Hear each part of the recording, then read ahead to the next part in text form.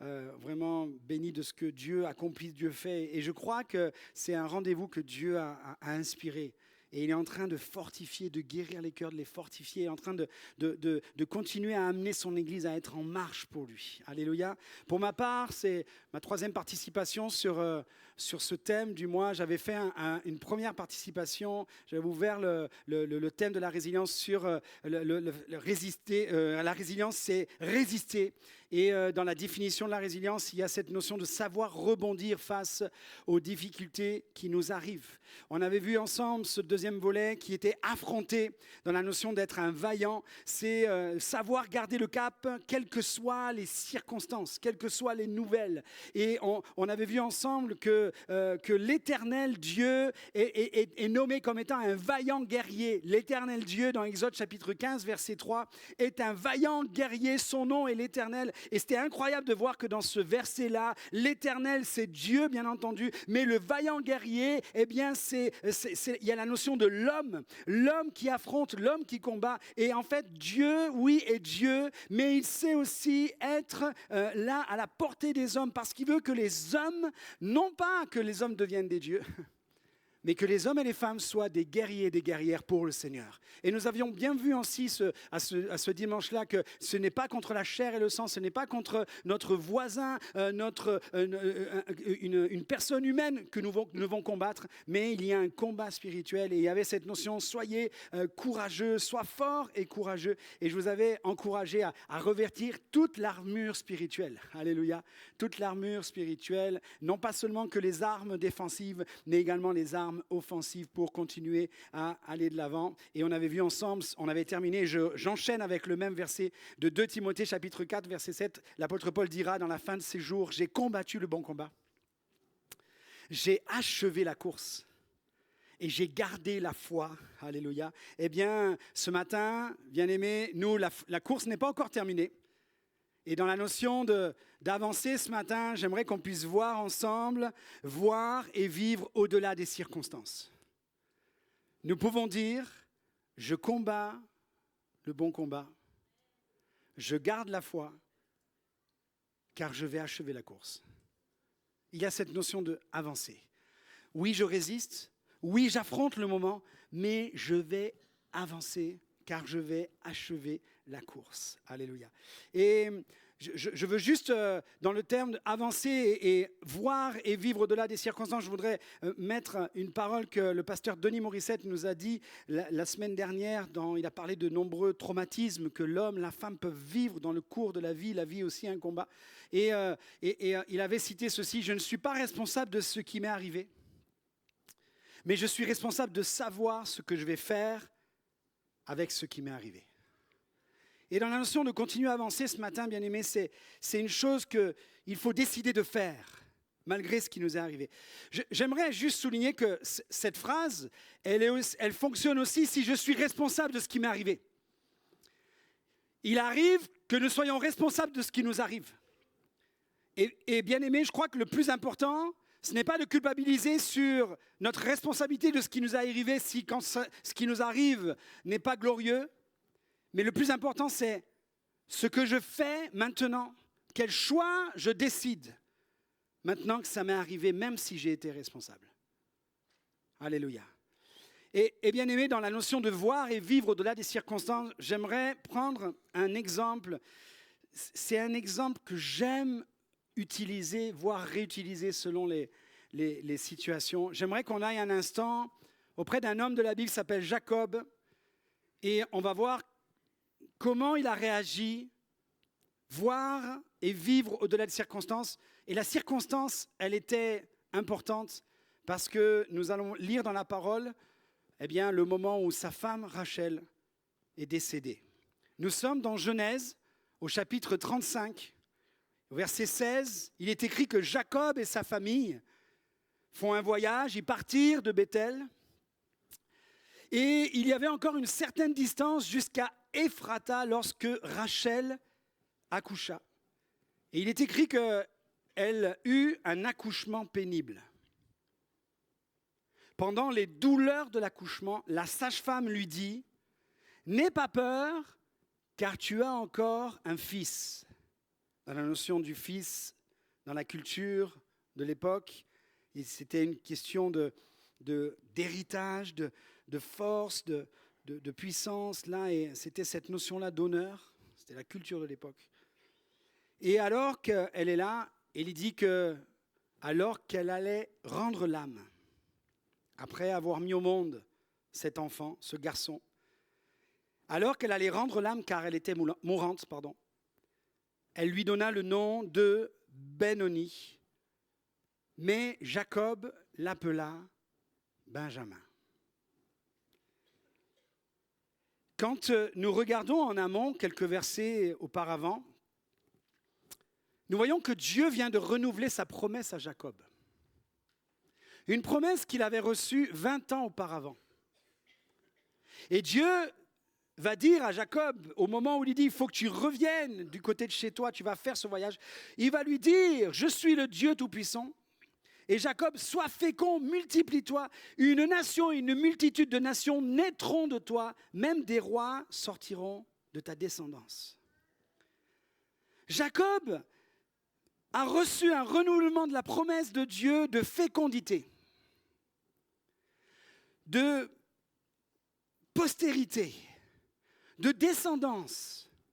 Et au-delà de la descendance physique, il y a même une descendance lointaine, et voire même spirituelle, où des rois naîtront de toi. Il part avec une promesse de fécondité, il part avec une promesse d'abondance. Il arrive vers un lieu qui s'appelle Ephrata. Et au lieu qui s'appelle Ephrata, et Ephrata veut dire fécondité. À ce lieu-là, sa femme, Rachel, instrument physique pour rendre fécond, décède. Et ça, voilà la circonstance. En marche vers ce chemin, il va subir un arrêt de masse, il va s'arrêter, sa femme va mourir après avoir accouché, et elle va dire, tu appelleras ce garçon Benoni, qui veut dire le fils de ma douleur. Le fils de ma douleur. Voilà la circonstance. Jacob aurait dû accepter cette dernière volonté. Il aurait dû honorer la dernière volonté de sa femme. Mais Jacob n'a pas pris cette direction. Il va choisir non pas la voie de subir ou de faire subir, mais il va choisir la voie de construire. Il va choisir la vision d'avancer. Jacob va choisir de construire dans la situation. Il va décider de regarder au-delà du moment présent, au-delà du moment de la douleur du moment présent. Il va décider de regarder au-delà des circonstances humaines. Il va fixer ses regards et considérer la promesse d'une manière spirituelle pour influencer sa vie et impulser son futur. Et il appellera cet enfant, non pas Benoni, fils de ma douleur, mais Benjamin, qui veut dire le fils de ma droite, le fils de ma main droite. Quand il y a cette notion de la main droite, pour le Père, représentait sa force. La main droite, pour le Père, représente l'espérance. Il y a la notion de la postérité. Il y a aussi une notion dans le fils de ma droite de direction. La direction du midi, du sud. Alléluia. On avait froid ce matin. Mais il y en a, il fait -2 déjà où ils sont. Et nous, le soleil, même en hiver, on le voit déjà et on le sent. Merci Seigneur pour les villes du sud.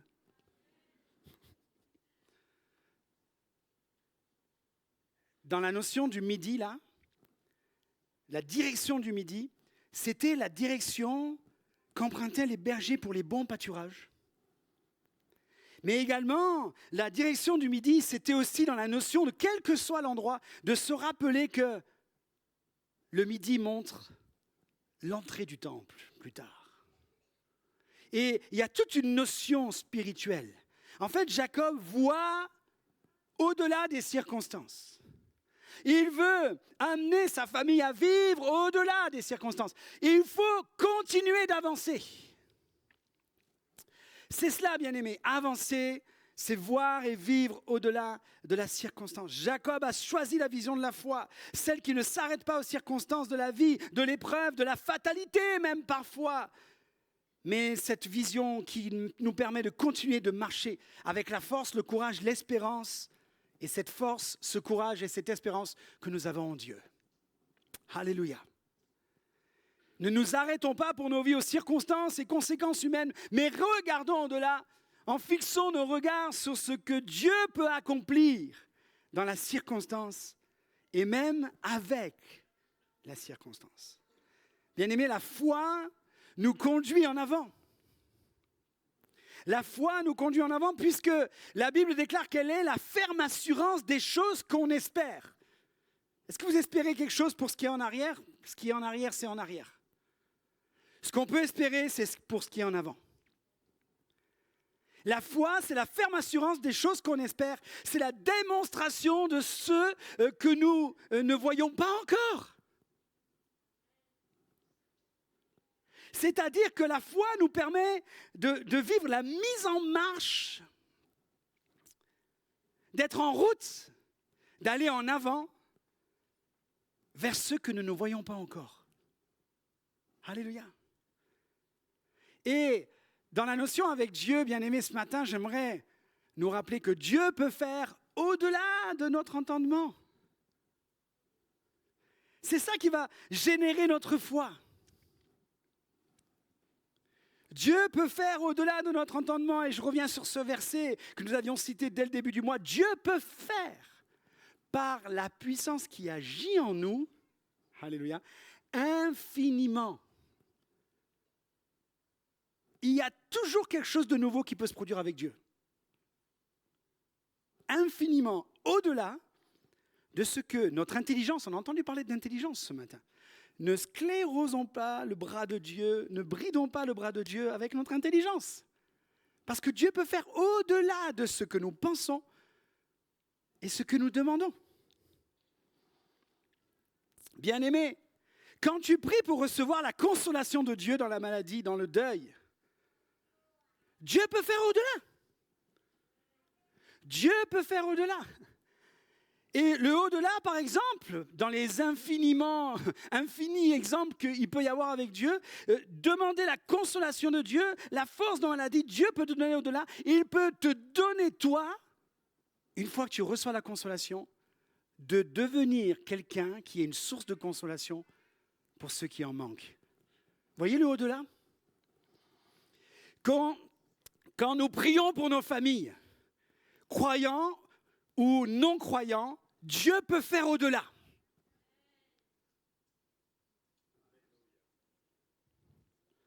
Quand nous prions pour nos vies, quand nous prions pour nos projets, quand nous prions pour nos besoins particuliers, pour des besoins particuliers, Dieu peut faire au-delà.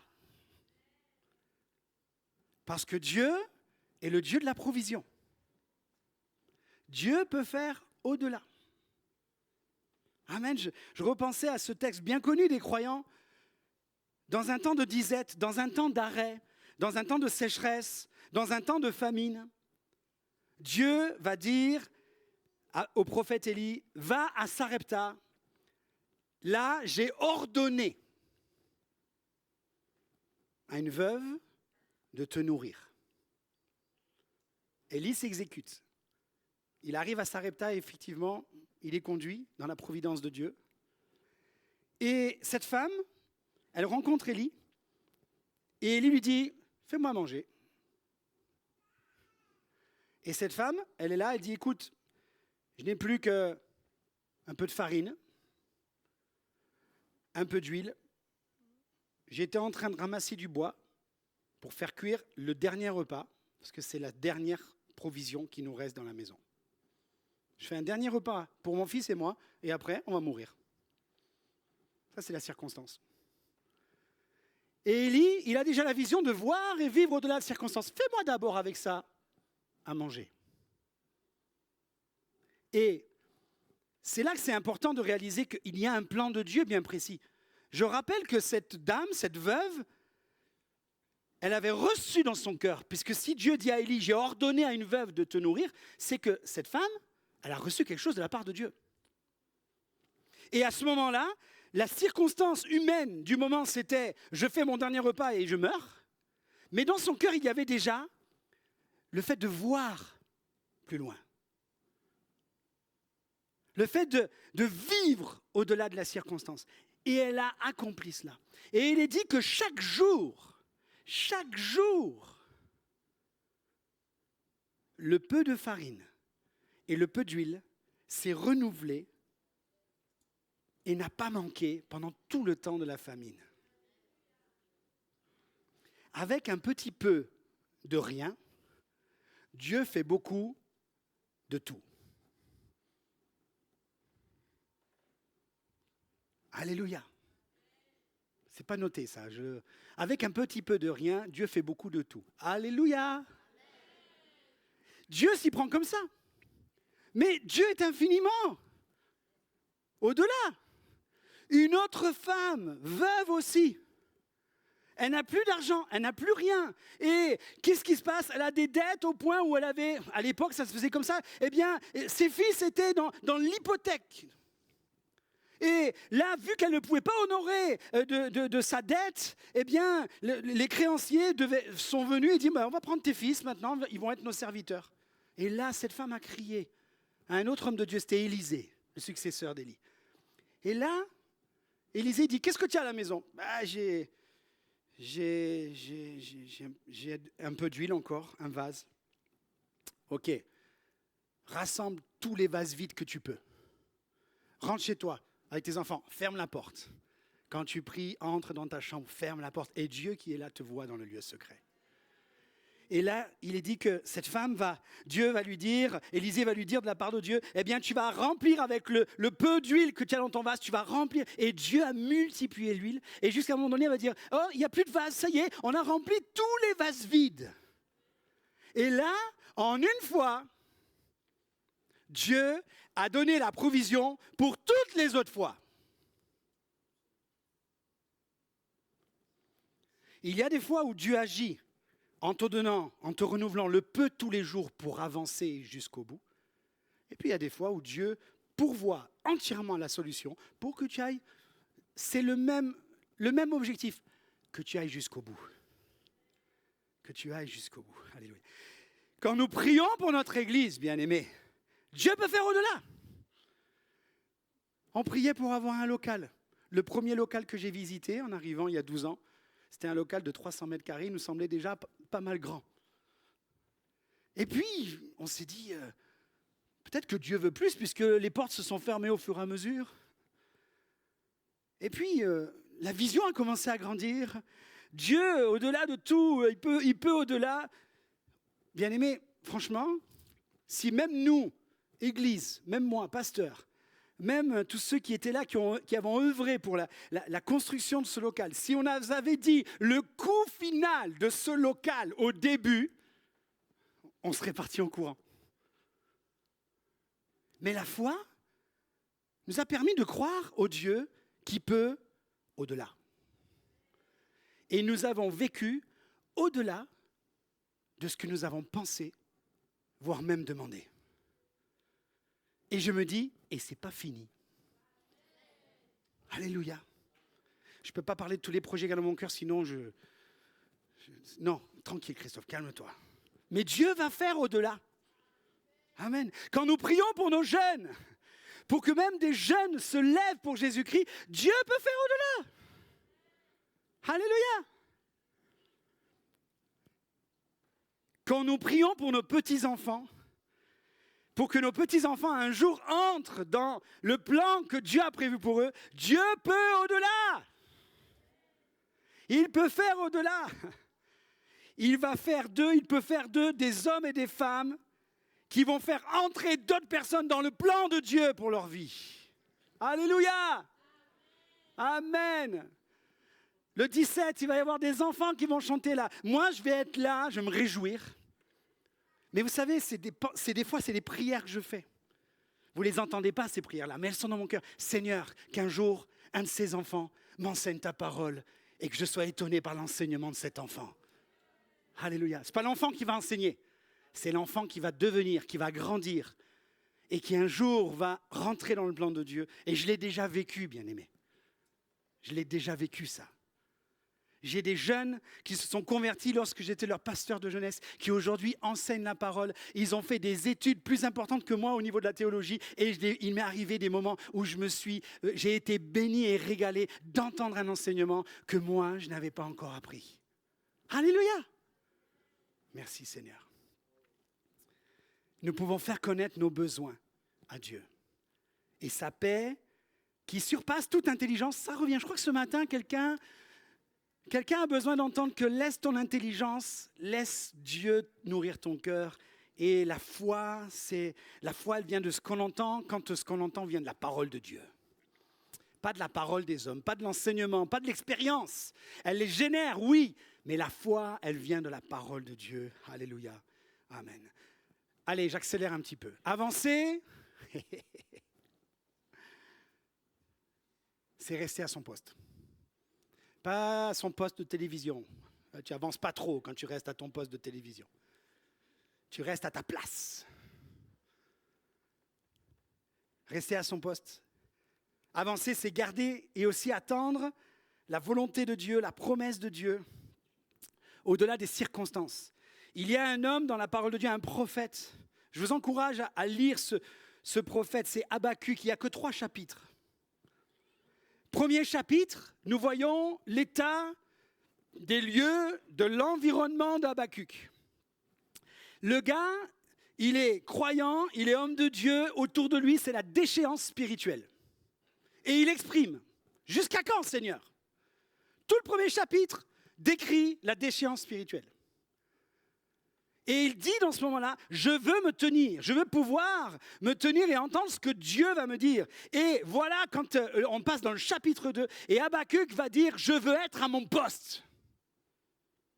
Et lui, son poste, c'est dans la présence de Dieu, c'est là à chercher le Seigneur, c'est à veiller dans la prière, c'est à se préserver lui-même et à prier aussi pour ceux qui sont autour de lui et dire, mais Seigneur, fais quelque chose, je veux être à mon poste et me tenir sur la tour.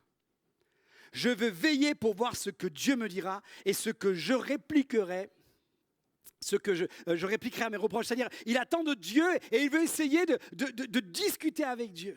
Mais quand Dieu lui parle, le gars, il est confondu. L'Éternel m'a répondu et a dit, mais ce que je vais te dire par écrit. Mais la vision que je vais te donner maintenant. Écris la prophétie que je vais te dire. Grave-la sur des tables de pierre afin qu'on la lise couramment. Et là, bien-aimé, ce texte est venu sur mon cœur et il y a eu un arrêt dans mon message qui vous encourage à avancer ce matin. Afin qu'on la lise couramment. Ce matin, quelqu'un a besoin d'entendre. Il faut que tu ressortes tes carnets où tu as écrit les promesses de Dieu pour ta vie. Tu as besoin de relire les promesses de Dieu que tu avais reçues et que tu as écrites tellement que tu sentais que Dieu te parlait. Et aujourd'hui, dans la situation dans laquelle tu es, c'est comme si tu vis le contraire des promesses de Dieu. Dieu te dit ce matin, reprends les notes. Ce n'est pas seulement sur du papier, mais les notes que je t'ai données, les promesses que je t'ai données, tu dois les graver dans ton cœur. Et dans la situation de déchéance autour de toi, tu dois les relire et les relire couramment et avancer. Parce que la suite de la prophétie est celle-ci. En effet, cette parole, cette vision qui concerne un moment fixé, elle parle de la fin et ne mentira pas. Et moi, je crois que s'il y a des choses qui parlent de la fin, ça nous permet aussi de les voir. Et si la promesse, elle tarde, attends-la, car si Dieu, les paroles que tu as écrites viennent de Dieu et qu'il renouvelle cela, et ce matin, en toi, cela dans ton cœur, eh bien, dis-toi que la promesse, ça va s'accomplir et elle s'accomplira certainement. Alléluia. Amen. Tu as peut-être dans ton placard une Bible qui n'est pas ta Bible, qui est la Bible d'un de tes enfants. Mais cet enfant, il est loin de Dieu en ce moment. Reprends sa Bible au lieu de te lamenter. C'était la Bible de mon enfant. Regardez, ouvre la Bible de ton enfant. Peut-être tu vas y trouver une note que ton enfant, jadis, au moment où il était dans la présence de Dieu, avait écrit quelque chose que Dieu avait mis sur son cœur. Au lieu de te lamenter en voyant cette Bible fermée au fond d'un placard, prends-la, feuillette-la, cherche une note. Et quand tu vas trouver la note, Dieu va te dire, cette parole que ton enfant a écrite, quelle que soit la circonstance aujourd'hui, elle va s'accomplir. Et ça va toi te redonner de l'espérance, de la force, et tu dois dire, ok Seigneur, maintenant je crois. Et j'avance avec ça, et déjà déclare dans ton cœur, et loue le Seigneur, merci Seigneur, pour mon enfant qui revient à la maison. Alléluia! Alléluia! Reste à ton poste. Reste à ton poste d'espérance, de confiance en Dieu. Reste à ton poste de prière. Reste à ton poste de lecture de sa parole. Reste à ton poste en gardant contact avec l'Église. Alléluia! Quand tu n'as plus la force d'espérer, laisse les autres espérer pour toi. Lorsque tu n'as plus la force de prier, laisse les autres prier pour toi. Lorsque tu n'as plus la force de lire la parole de Dieu, efforce-toi de quand même écouter quelque chose, de lire, alléluia, comme un peu cette pauvre veuve qui venait et elle donnait la petite pièce à Dieu. Alors que d'autres donnaient énormément. Et Jésus va dire, voyez, cette dame, elle a donné plus que les autres. La petite part peut être grande aux yeux de Dieu. Lis un petit peu. Et ne te lamente pas sur les moments où je n'ai plus envie de lire. Avant, j'ingurgitais la parole de Dieu. Lis la parole inversée.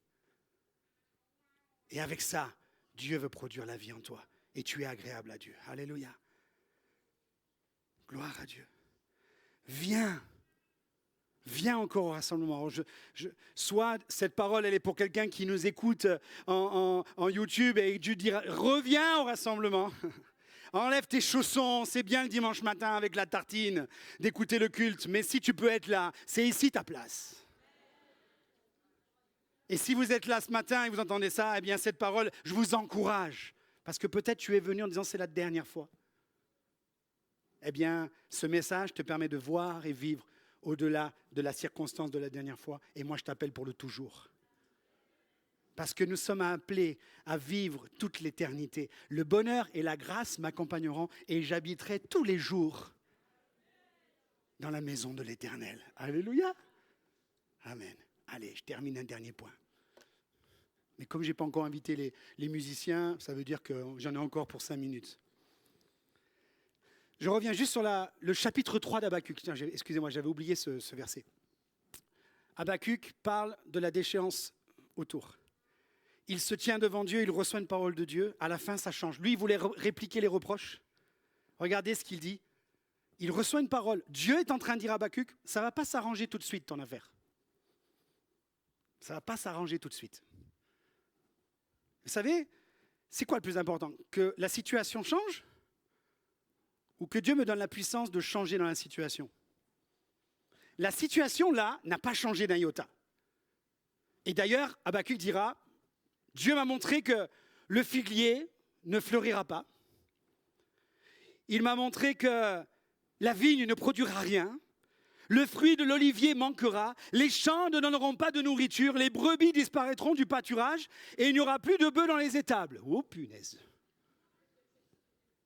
Mais Habakkuk a changé dans la situation. Regardez ce qu'il dit avec assurance. Mais moi, même si tout ce que je viens de décrire va arriver, moi je trouve ma joie dans le Seigneur. Je suis heureux à cause du Dieu qui me sauve. Le Seigneur Dieu est ma force. Il me rend aussi rapide. Je ne vais pas vous faire la biche ce matin. Mais je pense que la biche, quand on parle de course, elle court très vite en avant. Elle ne va pas en arrière. Elle ne reste pas à l'arrêt. Elle fonce.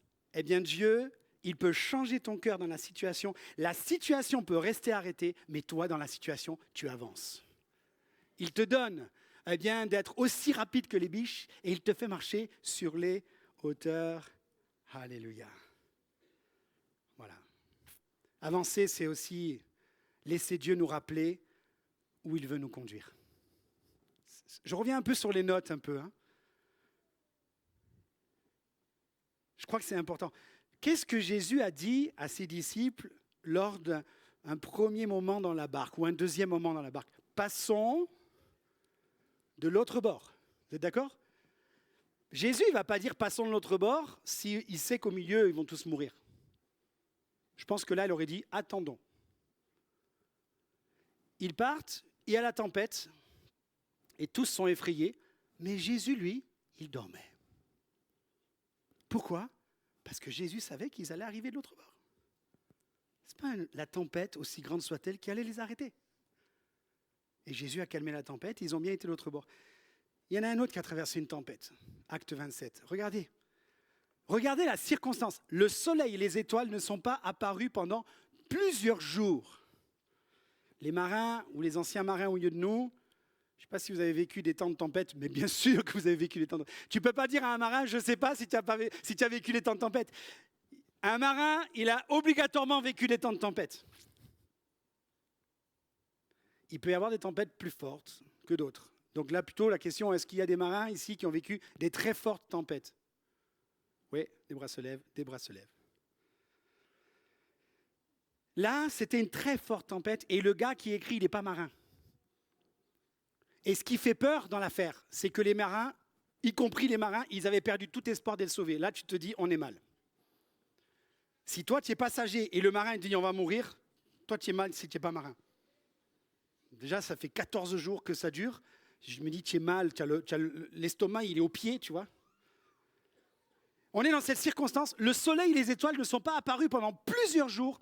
Et la tempête a été si forte que finalement, nous avions perdu tout espoir d'être sauvés. Ça, c'est la circonstance. Mais dans la circonstance, regardez, je vous ai résumé un peu parce que je n'avais plus de place à l'écran et je voulais que vous ayez toutes les lettres.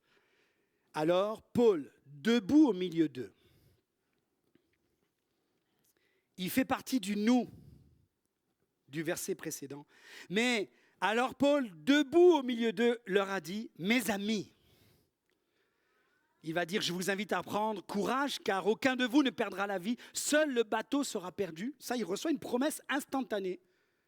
Mais au-delà de la promesse instantanée, Dieu lui a rappelé quelque chose. Un ange du Dieu auquel j'appartiens et que je sers m'est apparu cette nuit et m'a dit, Paul, n'aie pas peur, il faut que tu comparaisses devant l'empereur et voici que Dieu en plus t'accorde la vie de tous ceux qui naviguent avec toi. Et l'apôtre Paul va dire à ses amis, prenez courage, j'ai confiance en Dieu, tout se passera comme il l'a dit. Mais bien aimé, en fait là, si on regarde bien, l'apôtre Paul ne vient pas de recevoir une parole instantanée. En fait, cette parole-là, c'est un rappel. Parce que là, on est dans Acte 27, mais 3 ans auparavant, dans Acte 23, l'apôtre Paul est à nouveau mis en prison. Il y a un complot qui est en train de se dresser contre lui. Tant que nous n'avons pas mis à mort Paul, nous ne mangerons pas. 40 personnes font ce vœu. Et puis Dieu a sauvé Paul de la détresse. Et une parole que Dieu va donner à Paul. Écoutez bien, je vous cite Acte 23, 11. Le Seigneur apparut à Paul pour le fortifier et lui dit, prends courage, Car de même que tu as rendu témoignage de moi dans Jérusalem, il faut aussi que tu rendes témoignage à Rome. Et en fait, cette tempête, elle est pendant que Paul devait aller à Rome. Et Dieu a juste rappelé à Paul, et à ceux qui étaient avec lui, il a juste rappelé à Paul, Dieu a juste rappelé à Paul, ça c'est la bonne version, je t'ai dit que tu devais aller à Rome. Et donc je te dis, alors que tout espoir d'être sauvé est là, que tu iras à Rome. Et ça s'est passé. Allez, maintenant les musiciens reviennent. C'est généralement bon signe. Bien-aimés, le jour où j'ai fait part de mon appel, la personne à qui j'ai confié mon appel n'a pas cru à mon appel de devenir pasteur. J'avais reçu ça, j'ai osé en parler. Et la personne, elle m'a arrêté sur place en me disant « Je pense que tu n'as pas reçu d'appel pour être pasteur. » Ça peut vous montrer que même un pasteur peut se tromper. Le jour où je reçois ça, je suis arrêté. Le lendemain, la même personne qui venait de me dire « Non, tu ne seras pas pasteur » prêche un message. Alors déjà, je vais à l'église. J'aurais pu dire « J'y vais plus ». Ouais, mais si ma seule raison de vivre, c'est de devenir pasteur, à quoi bon? Ma première raison de vivre, c'est d'être chrétien, d'être enfant de Dieu. Et je ne vais pas à l'église juste pour devenir pasteur ou pour rentrer dans la promesse de Dieu. Je vais à l'église pour adorer Dieu. Toutes les fois où j'ai pu aller à l'église alors que je n'avais pas envie d'y aller à cause d'une personne qui était là et qui m'avait fait du mal, j'y ai été quand même. Et c'est à l'église que j'ai pu vivre des temps de réconciliation. Je vais à l'église. Et alors qu'on venait de me dire non, tu ne seras jamais pasteur, le message que ce pasteur donne, c'est prier le maître de la moisson d'envoyer des ouvriers, car la moisson est grande et il y a peu d'ouvriers. Je suis en train de recevoir un message de la parole qui montre que, eh bien, il faut des ouvriers pour la moisson. Et moi, on vient de me dire non. Mais bien aimé, Dieu, à ce moment-là, a fait naître quelque chose qui n'est jamais parti. Dieu m'a confirmé que j'étais bien appelé à être un jour un pasteur. Et bien aimé, je suis là ce matin. On peut se tromper des fois, croire qu'on a entendu la volonté de Dieu, la voix de Dieu, et peut-être c'était que nous, mais celle-ci, elle venait de Dieu, puisque je suis là devant vous ce matin. Elle s'est accomplie. Alléluia. Alors, bien-aimés, avançons encore. Je reviens à la création. Dieu crée les cieux, la terre, la lumière, tout. Et à chaque fois qu'il crée quelque chose, il dit, il y a un soir, il y a un matin, ce fut le premier jour, le deuxième jour, le troisième jour. Vous voyez la notion spirituelle comme elle dépasse l'entendement humain. Pour moi, un jour commence un matin et finit un soir. Dans la notion spirituelle avec Dieu, un jour commence un soir et finit avec un matin. La Bible déclare qu'en Jésus-Christ, nous sommes sanctifiés et nous avons pour fin la vie éternelle. Nous avons pour fin la vie éternelle. Ta fin, c'est la vie éternelle. Tu comprends le truc? Il y a eu un soir et il y a eu un matin. Chaque jour, qui peut-être débute pour toi par un soir, tu dois avoir l'espérance d'avancer parce qu'il termine par un matin. Et je termine avec ces versets puissants de 2 Corinthiens chapitre 4 verset 8 de l'apôtre Paul, qui a vécu tellement de complications dans sa vie. Il dit, dans le contexte, c'est la puissance. Cette puissance, nous l'expérimentons dans nos vies en même temps que la fragilité des vases qui la contiennent. Alléluia. L'apôtre Paul, il dit, je suis un vase fragile, je suis un vase d'argile, mais dedans, il y a la puissance du Dieu inébranlable. Et qu'est-ce qui se passe? Ainsi, nous sommes accablés par toutes sortes de détresse. Nous pouvons être accablés par toutes sortes de détresse, mais cependant, jamais écrasés. Fais le pas de plus ce matin. Nous sommes désemparés, mais non désespérés. Avance. Nous sommes persécutés, mais non abandonnés. Avance. Nous sommes terrassés, mais non anéantis, parce que tu avances. Oui, tu peux porter dans ton corps, en tout lieu, tu peux porter toujours dans ton corps la mort de Christ, les souffrances que Christ a vécues, mais également, dans ta vie, tu peux porter aussi la vie de Jésus.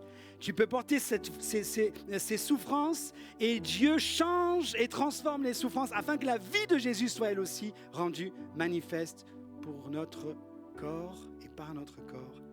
Amen. Amen.